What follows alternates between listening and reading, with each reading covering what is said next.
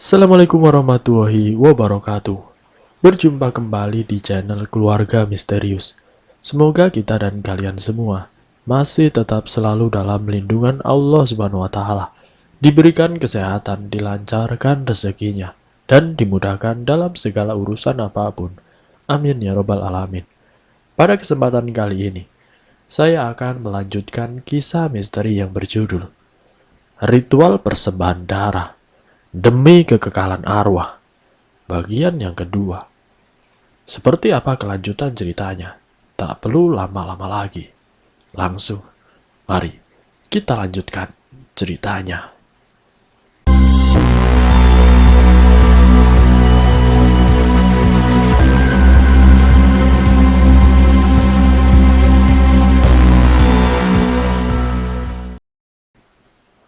Rintik hujan tiba-tiba turun sangat deras.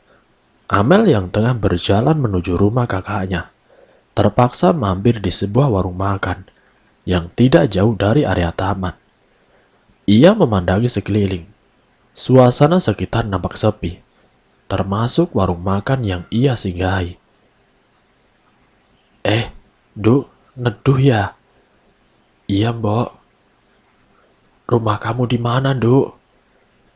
Itu, Mbok, rumah putih di kompleks seberang sana, jawab Amel. Loh, berani di sana? Memangnya kenapa, Mbok? Dulunya banyak yang gak betah tinggal di sana. Memangnya kenapa alasannya, Mbok? Mbok sendiri sih takut ceritainnya. Bukan takut apanya. Cuma takut tidak benar saja cerita yang beredar. Katanya sih banyak hantu di sana. Karena dulu buat praktik penyembah iblis. Hah? Amel sedikit kaget. Sekali lagi, Mbok gak tahu pastinya. Mbok orangnya tidak terlalu percaya sama gituan. Meskipun kematian cucu Mbok dikaitkan sama hal mistis di rumah itu. Cucu? Kematian? Amel semakin bingung. Mbok Muri berjalan menuju ke arah Amel. Kemudian ia duduk di depannya. Mbok punya cucu perempuan. Dia dulu seumuran sama kamu. Dia meninggal karena tiba-tiba kejang. Padahal tidak ada riwayat penyakit. Tetangga sekitar sih nyangkutinya dengan hal mistis di rumah itu. Dulu sempat dilakukan penggeledahan, tapi tidak ditemukan apa-apa. Dan pemilik rumah awal itu sudah terlanjur dibakar hidup-hidup oleh warga sekitar. Mereka beranggapan perempuan yang tinggal di rumah itu melakukan praktik guna memuja iblis. Itu sih cerita singkatnya. Mbok tidak begitu berani buat ceritain ke kamu. Apalagi kamu bukan orang sini. Amel yang mendengar cerita itu hanya terdiam. Terdiam sejenak. Sampai akhirnya Amel memutuskan untuk pulang. Karena hujan sudah reda. Dok. Langkah Amel terhenti saat Mbok Murni memanggilnya kembali. Sampaikan kepada kakak kamu untuk tetap berhati-hati dan jangan aneh-aneh ya. Amel tersenyum. Ia tidak berniat memikirkan hal ini, tapi cerita dan juga pesan dari Mbok Murni akan terus menghantuinya sampai ia tahu apa yang sebenarnya terjadi. Jessica baru saja pulang dari sekolah. Hari ini pulang lebih awal karena tidak ada kegiatan tambahan di sekolahnya. Terlihat sisa air hujan masih membekas di sekitar halaman rumahnya. Rumput dan juga bunga-bunga masih basah oleh air hujan yang baru saja turun. Ia berjalan, lalu membuka pintu rumahnya. Tidak ada satupun orang di dalam. Mel, Jessica terus memanggil adiknya sambil melepas sepatu di sofa ruang tamu.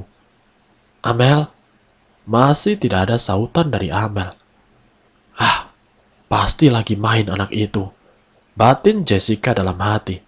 Ia kemudian bangkit dari sofa, lalu berjalan hendak menuju ke kamarnya.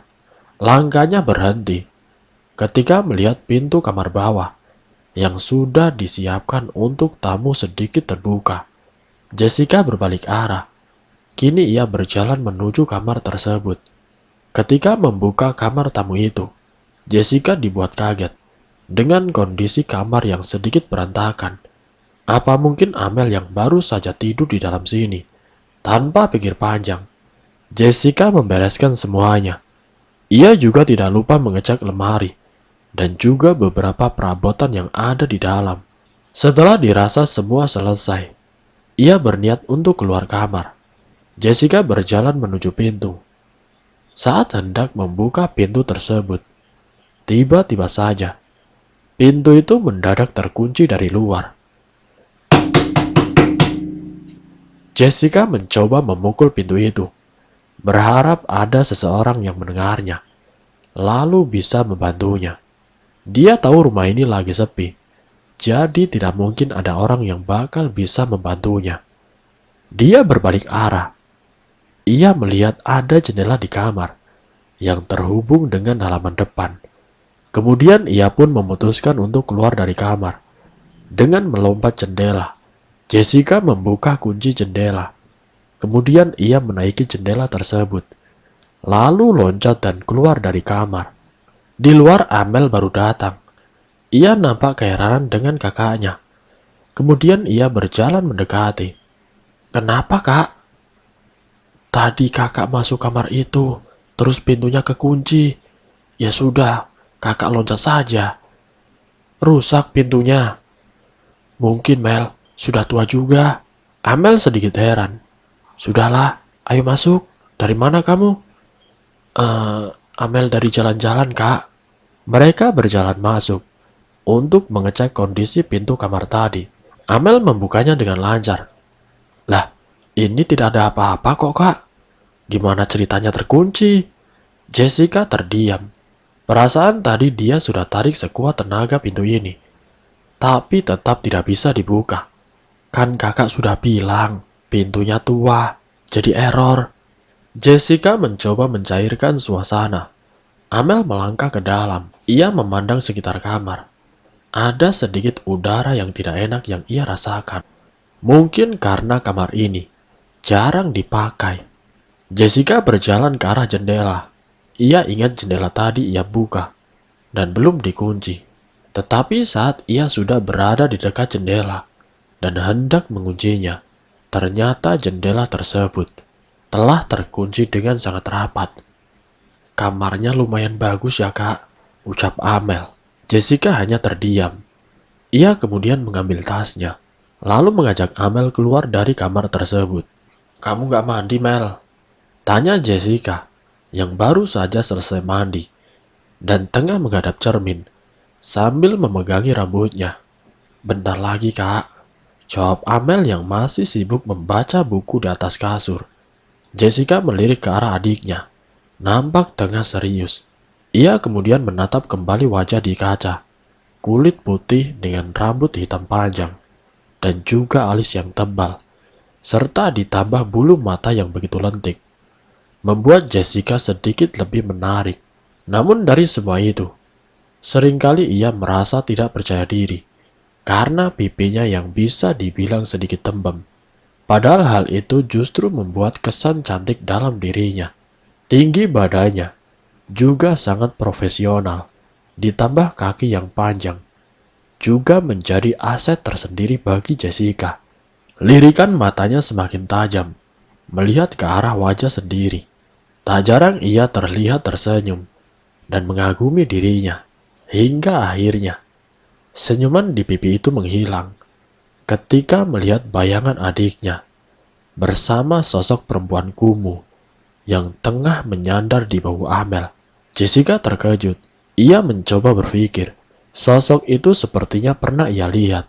Benar, sosok itu adalah hantu yang pernah muncul dalam mimpi Jessica. "Amel!" Jessica membalikkan badannya, lalu berdiri. Amel tersentak, karena kala itu ia sudah memejamkan matanya. Jessica keheranan.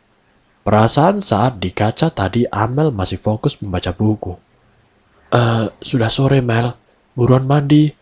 Bentar lagi ayah pulang," ucap Jessica dengan perasaan yang aneh, sembari menatap jendela.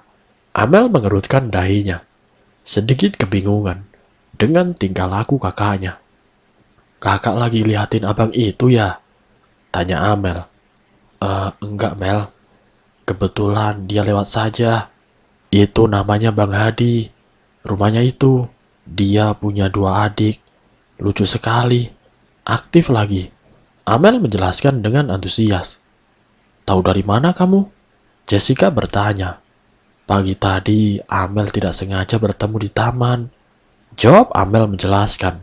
Tidak lama kemudian, Hadi yang kala itu tengah duduk di depan rumahnya sambil memainkan ponsel. Menyadari ada yang mengawasinya, ia lalu menengok ke arah Jessica dan Amel. Tidak lama kemudian, Hadi tersenyum kepada mereka, lalu pergi masuk ke dalam rumah. Aneh, ucap Jessica sambil beranjak untuk pergi ke lantai bawah. Jessica berjalan menuruni anak tangga. Jam sudah menunjukkan pukul 6 sore. Langkahnya terhenti saat ia melihat kamar bawah. Sedikit terbuka pintunya. Jessica berjalan perlahan, mendekati kamar tersebut. Perasaan ia sudah menutupnya tadi siang. Jessica sedikit terkejut saat melihat kondisi kamar yang sudah berantakan. Ia hendak memanggil Amel. Barangkali adiknya yang tadi masuk ke dalam kamar. Tetapi sejenak ia berpikir bahwa sang adik sejak tadi terus bersamanya di kamar. Tanpa pikir panjang, Jessica lalu membereskan spray dan juga beberapa bantal yang berjatuhan dari atas ranjang. Ia menghidupkan saklar lampu agar ruangan sedikit bercahaya. Namun tidak lama setelah itu, lampu kembali mati. Jessica mulai merasakan perasaan yang tidak enak. Angin dingin tiba-tiba melewati telinganya. Jessica berdiri. Ia mundur perlahan dan dengan cepat membalikkan badannya, lalu berlari ke arah pintu. Bah! Pintu tertutup mendadak. Jessica terpental sedikit sangat jauh. Ia merasakan hidungnya keluar darah akibat benturan dengan pintu. Ia mencoba berdiri, lalu kembali menuju pintu.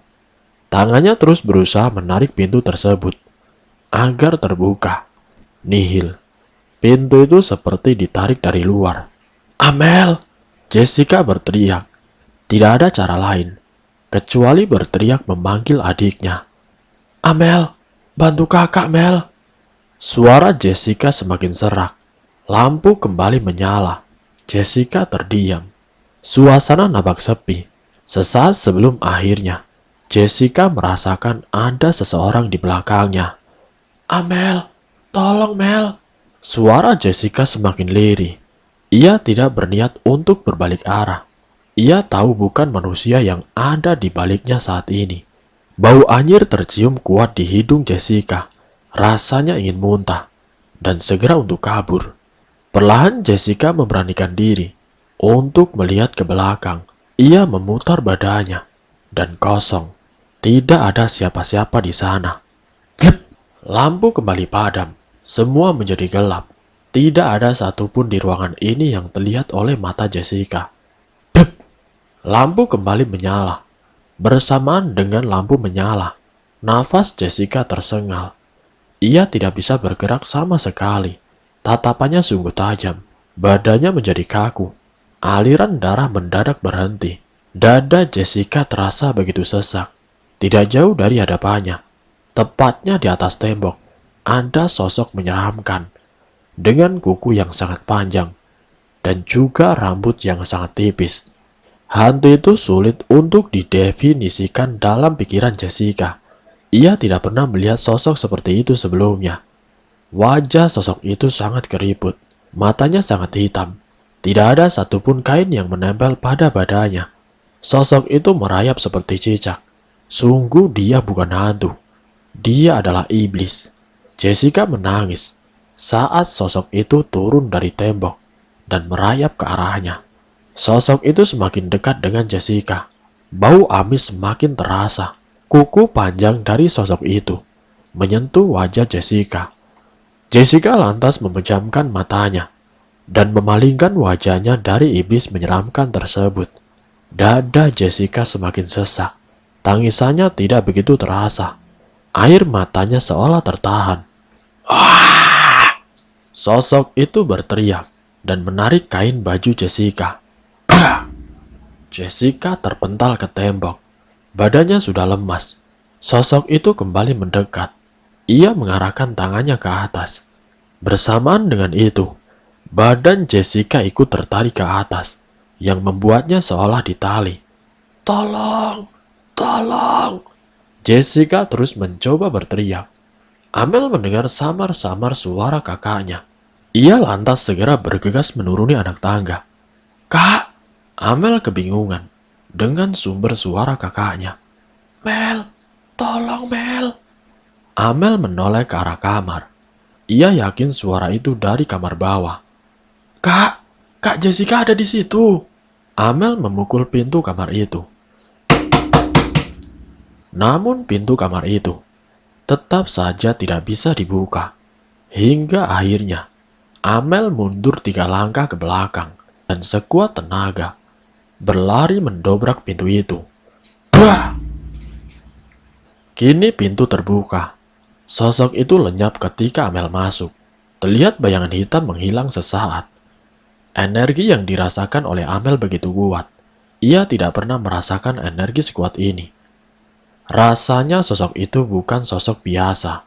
Kak Jessica! Amel segera menghampiri kakaknya yang sudah terkulai di bawah. Kemudian membantu kakaknya berdiri, lalu memapanya menuju sofa ruang tamu. Setelah meluruskan badan kakaknya, ia kembali menuju kamar itu. Tidak berniat untuk mencari lebih dalam. Ia hanya ingin menutup dan menguncinya. Pagi itu rintik hujan turun perlahan. Gemuruh angin menambah suasana dingin di kamar Jessica. Kejadian kemarin sore masih menyisakan sedikit rasa takut pada diri Jessica. Ia masih terus melamun di atas ranjangnya. Wajahnya terlihat sayu. Tatapan matanya pun sangat kosong. Dengan kondisi yang sangat lemah, ayah Jessica memutuskan untuk meminta izin tidak masuk sekolah pada hari ini. Kak, ucap Amel sambil membawakan teh hangat dan juga roti bakar kesukaan kakaknya. Jessica terdiam. Ia ingat sesuatu. Kenapa kak? Amel bertanya keheranan. Kakak melupakan sesuatu. Ia ingat sudah lebih dari 3 minggu. Belum ada kabar tentang kepergian si Miko. Kekasihnya tersebut tiba-tiba menghilang saat pulang dari sekolah. Segala cara telah diupayakan oleh keluarga. Bahkan polisi pun telah ikut membantu mencari. Namun sayangnya hingga hari ini, tidak ada sedikit informasi kemana Miko pergi. Waktu menunjukkan pukul 4 sore. Berhubung belum terlalu sore, Amel memutuskan untuk keluar rumah. Sebenarnya ia berniat ke rumah si Hadi. Amel berjalan keluar dari rumah. Ia kemudian menutup gerbang dan bergerak menuju rumah Hadi. Tidak perlu kendaraan. Rumah Hadi tidak jauh jaraknya dari rumah ayahnya. Sesampainya di rumah Hadi, Amel melihat Hadi masih duduk di depan rumah sambil mengerjakan tugas di laptopnya. Kak Hadi, Amel menyapa. Loh, Amel? Hadi menggeser laptopnya. Kak, apa Amel boleh nanya? Nanya apa Mel? Hadi mengerutkan dahinya. Amel tidak ingin basa-basi. Toh tujuan dia ke sini hanya ingin tahu rumah itu isinya apa. Soalnya energi dari rumah itu benar-benar berbeda dan juga sangat kuat. Kakak tahu asal-usul rumah itu? Amel bertanya antusias. Kenapa kamu tanya itu, Mel? Hadi bertanya balik. Nggak apa-apa sih, Kak. Amel penasaran saja. Amel sedikit ragu. Panjang kalau diceritakan, Mel. Hadi diam sejenak, sambil menatap ke arah rumah ayah Amel. Gimana ya? Kakak pun juga tidak tahu harus mulai dari mana. Sambung Hadi membuang tatapannya dari rumah tua itu. Aku ngerasa aneh, Kak, di rumah itu. Amel mencoba menjelaskan.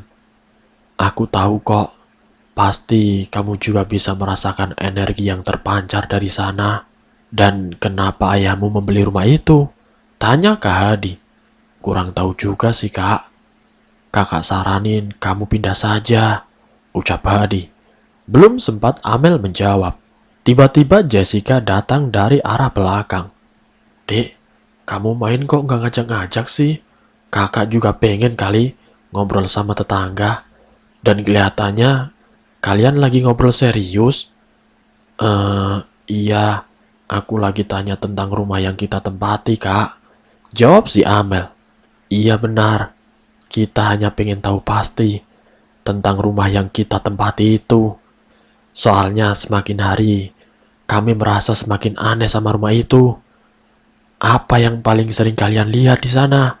Amel dan Jessica saling tatap. Sosok yang memakai baju putih kecoklatan. Sepertinya wajahnya penuh dendam. Jelas Jessica. Dan satu lagi, sosok aneh sekali. Dia merayap. Terkadang berubah menjadi pria. Sambung si Amel. Jessica dan Hadi menatap Amel. Jessica sedikit bingung dengan ucapan adiknya. Benar memang ada sosok yang merayap di tembok. Karena dia sendiri juga mengalami. Tapi kalau untuk yang berubah menjadi laki-laki, sejauh ini dia belum pernah melihat. Sejarah rumah itu bagaimana sih, Kak? Aku tadi baca di artikel, rumah itu sudah ada sejak tahun 1975 ya? Tanya si Amel. Kalau sejarah berdirinya rumah itu, aku kurang paham. Sejauh ini yang aku tahu hanya kasus pembunuhan 2016 silam lalu. Jawab si Hadi. "Boleh ceritain tentang pembunuhan itu, Kak?" Hadi terdiam sejenak. Ia menarik nafas, lalu menelan ludah. Ia memandangi kedua kakak beradik, seolah penuh rasa ingin tahu. Dulu ada satu keluarga yang menyewa rumah itu pada tahun 2015 karena sang kepala keluarga pindah bekerja di sekitar sini. Mereka menyewa rumah sekaligus menawarkan siapa yang mau menjadi pembantu untuk merawat kedua anak mereka. Kebetulan kala itu ada Bi Rumi yang melamar sebagai pembantu dan mereka menerima langsung. Kedua suami istri itu terlihat sangat sibuk, sampai-sampai sering melupakan kewajiban mereka kepada anak. Untung ada Bi Rumi yang sangat baik hati. Meski terkadang dibentak, Bi Rumi tetap tulus membantu mereka merawat kedua anak mereka. Kasihan juga kalau lihat anak mereka sendirian di rumah. Amel dan Jessica memandang Hadi dengan serius. Hari terus berlalu. Terdengar kabar mereka sering diganggu oleh penunggu rumah itu. Sebenarnya dari dulu juga gitu. Setiap ada yang pindah, pasti tidak betah. Cuma keluarga itu yang bertahan sampai lama. Kesibukan suami istri itu membuat mereka tidak sempat memikirkan hal-hal yang aneh yang ada di rumahnya. Pernah beberapa kali, kedua anak mereka mengalami kesurupan dan kejang-kejang pada sore hari. Lagi-lagi hanya Bi Rumi sendiri yang mengawasi dan membantu kedua anak itu.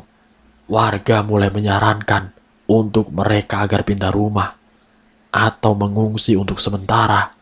Sudah sejak lama rumah itu dijuluki tempat iblis. Banyak yang menyebut dengan rumah tanah tua. Tapi suami istri itu tidak menghiraukan nasihat warga. Mereka tetap memilih untuk tinggal di sana. Puncaknya pada tahun 2016, tepatnya malam hari. Katanya gerombolan orang dengan jubah hitam masuk ke dalam rumah. Mereka menyerbu dan melukai sang suami dengan pisau. Karena merasa terancam, sang suami mencoba melindungi seisi rumah. Ia menyuruh Bi Rumi untuk sembunyi di belakang bersama istrinya dan juga anak-anaknya. Tapi naas, sang suami telah mati terpenggal oleh sekelompok orang itu. Tanpa puas, mereka menyusuri rumah dan menemukan sang istri yang mencoba melindungi putrinya. Dengan penuh kejahatan, salah satu dari mereka langsung mengarahkan pisaunya untuk menusuk sang istri dan juga anak perempuannya hingga telah tewas. Bi Rumi yang sempat kabur mencoba membawa anak laki-laki mereka, namun dihadang oleh beberapa orang di belakang. Dengan berani Bi Rumi tetap berlari, tapi sayang ia tersandung batu dan kemudian terjatuh. Tebasan pedang panjang mengenai sang anak laki-laki. hingga kepalanya terjatuh di tanah. Bi Rumi yang kakinya juga terkena pedang terus berlari melewati gerbang belakang sambil berteriak minta bantuan. Akhirnya warga telah datang, namun sekelompok itu sudah pergi. Polisi pun sampai sekarang tidak bisa menemukan. Hadi mengakhiri ceritanya. Kalau kalian ingin lebih tahu, coba kunjungi rumah Bi Rumi. Tidak jauh dari sini. Aku rasa trauma dia sudah hilang. Dan dia satu-satunya orang yang bisa bantu kalian. Ujar si Hadi. Amel dan Jessica saling tatap. Hadi menuliskan alamat Bi Rumi di kertas, lalu memberikannya kepada Jessica. Kalau kalian merasa tidak mampu, lebih baik segera pergi. Tapi kalau kalian masih ingin mencari tahu, ya tidak masalah. Aku bisa bantu juga kok. Rumah kita dekat. Hubungi aku jika butuh. Kalian berdua kan cewek. Tidak baik juga kalau sendirian, kata si Hadi. Makasih Hadi untuk infonya. Aku sama Amel akan mencoba buat ke rumah Bi Rumi. Barangkali beliau juga mau ke rumah kami buat kerja. Karena kami juga lagi ditinggal pergi sama ayah kami, ucap Jessica. Perbincangan mereka pun berhenti.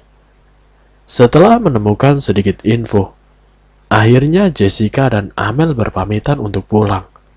Jangan tanya Amel puas atau belum. Jelas saja dia belum puas. Ia masih penasaran dengan kejadian dahulu yang menimpa rumah itu. Tapi untuk saat ini, ia bersama kakaknya akan fokus terlebih dahulu tentang kematian satu keluarga itu. Mungkin esok hari, mereka akan mengunjungi rumah Bi Rumi. Sudah pukul 8:30 pagi, dan Amel masih saja bernyanyi di dalam kamar mandi. Seperti yang diceritakan sebelumnya, hari ini keduanya akan mengunjungi rumah Bi Rumi untuk mendapatkan informasi, sekaligus menawarkan kepada beliau untuk menjadi pembantu kembali di rumah ini. Bagaimanapun juga, baik Jessica dan Amel tidak mungkin terus-terusan sendiri di rumah. Apalagi kondisi yang semakin memanas. Jessica sebenarnya merasa semua ini sangat konyol. Selama ini ia tidak pernah percaya dengan namanya hantu, arwah, iblis, dedemit dan juga sebagainya. Sekalipun dulu ia sering melihat adiknya yang cerita tentang dunia mereka, tapi tidak pernah sekalipun Jessica percaya dengan hal itu. Tapi saat ini, semua berbeda. Penampakan-penampakan baik secara langsung ataupun tidak. Hal-hal ganjil, mimpi buruk yang berturut-turut telah memaksa Jessica untuk mempercayai dan menguak sebuah kebenaran. Amel, Amel, buruan Mel. Iya kak, ini sudah kok. Sekitar 5 menitan, mereka telah keluar dari gang kecil yang menghubungkan komplek mereka dengan jalan raya. Kamu sambil lihat-lihat ya. Kamu pastiin alamat yang kamu share di Google Maps sama dengan alamat yang ditulis Hadi, ucap Jessica. Amel kemudian mengeluarkan catatan kecil yang kemarin sore ditulis oleh Hadi. Ia kemudian memastikan telah mencatat dengan jelas di Google Maps. Mobil mulai masuk di sebuah kampung yang sederhana. Menit demi menit, setelah berlalu bersama dengan lajunya mobil, akhirnya mereka tiba juga di sebuah pengkolan kecil dengan jalan yang masih berupa tanah. Mobil berjalan dengan perlahan. Amel terus memandu arah jalan. Lalu mobil hitam itu berhenti di sebuah rumah kayu dengan halaman yang lumayan lebar. Jessica dan Amel menatap rumah itu. Model rumah ini khas sekali dengan rumah Betawi tempo dulu. Kesejukan juga masih dirasakan di lingkungan ini. Jessica keluar terlebih dahulu dari mobil. Disusul Amel dengan merapikan pakaiannya. Keduanya berjalan, lalu berhenti tepat di depan mobil. Amel menghirup nafas perlahan, merasakan kesejukan yang memenuhi rongga dadanya. Beberapa burung lewat di atas mereka. seolah berkejar-kejaran menuju pohon mangga di sisi kanan rumah. Tidak lama setelah itu, wanita berusia sekitar 45 tahun keluar dari dalam rumah. Meskipun sudah berbadan 4, wanita itu masih terlihat muda. Nyaris tidak ada kerutan di wajahnya. Jessica dan Amel berjalan menuju teras rumah. "Permisi, benar ini rumah Bi Rumi?" Jessica bertanya dengan nada rendah. "Iya, ada yang bisa saya bantu, Nak?" jawab Bi Rumi dengan loyal. Setelah menjelaskan maksud dan tujuan mereka ke rumahnya, Bi Rumi menawarkan mereka untuk masuk ke dalam. Beberapa warga yang melintas di depan rumah melirik ke arah mereka, seolah penasaran dengan dua gadis yang datang ke rumah itu. Tidak lupa mereka juga menyapa, memanggil nama Bi Rumi. Sudah menjadi tradisi tersendiri, keeratan tetangga di sebuah pedesaan. "Jadi, kalian berdua ini penghuni baru di rumah itu?" tanya Bi Rumi sambil menghidangkan teh hangat dan roti serta beberapa buah-buah desa hasil panen. Jessica dan Amel mengangguk. "Silakan dinikmati. Maaf ya, cuma bisa menyediakan seperti ini saja. Ya, ini gubuk saya, tempat saya tinggal. Saya sudah lama hidup sendiri, sejak kematian suami saya," ujar Bi Rumi. Jessica tersenyum sambil mengambil secuil roti yang dihidangkan oleh Bi Rumi. "Kalau boleh tahu, apa alasan kalian memilih rumah itu?" Bi Rumi kembali bertanya. "Sebenarnya saya dan ayah saya yang menyewa rumah itu. Kalau adik saya ini, dia tinggal di rumah ibunya. Cuma karena ayah saya lagi pergi, jadi dia menemani saya sampai ayah saya pulang," jawab Jessica. Amel mengangguk pelan. "Adik kamu ini auranya berbeda," ucap Bi Rumi. Keduanya sedikit terkejut dengan ucapan beliau. "Saya tahu kamu sensitif sama energi yang ada di rumah sana," tanya Bi Rumi kepada Amel. Amel terdiam sejenak. Ia memandangi kakaknya, kemudian berucap, Iya Bi, iya begitulah Bi."